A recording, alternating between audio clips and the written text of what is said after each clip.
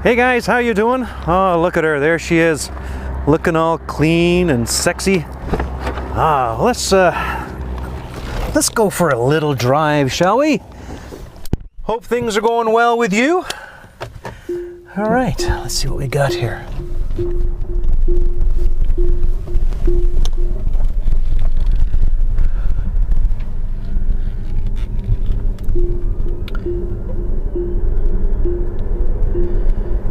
So there's the airport.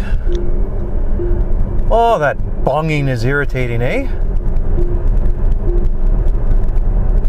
Put your seatbelt on. Put your seatbelt on. Okay. You know what? Sometimes you just get so sick of these warning signs. So I'm gonna come up with a plan here. Here's a plan. How about if I was to get out of the car? What if I was gonna get the seatbelt and I was gonna place it in there? Let's see what this does. Close the door. Let's get driving. Look at that. No bonging, no warnings. Now this is the way to do it. Well, before all of you start calling me a complete idiot, because that would be a correct description of what I'm doing. So, when the car tells me that you need to have your seatbelt on, it's a safety thing, it's also the law, but the car is warning me.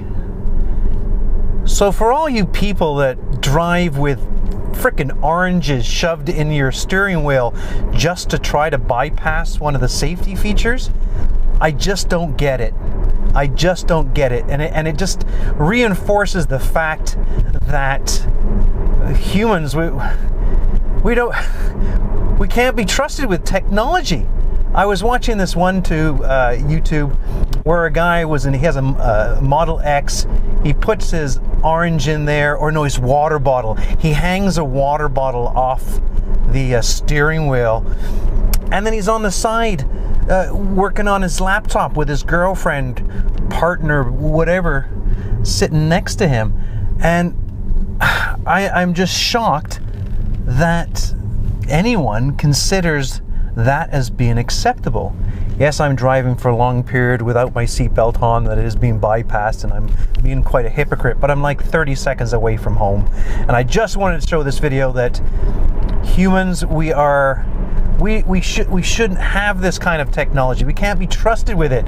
As soon as something comes up, then some twat comes out and says, this is how you bypass it. Well, I just don't get it. Anyway, that's my rant, my Friday rant.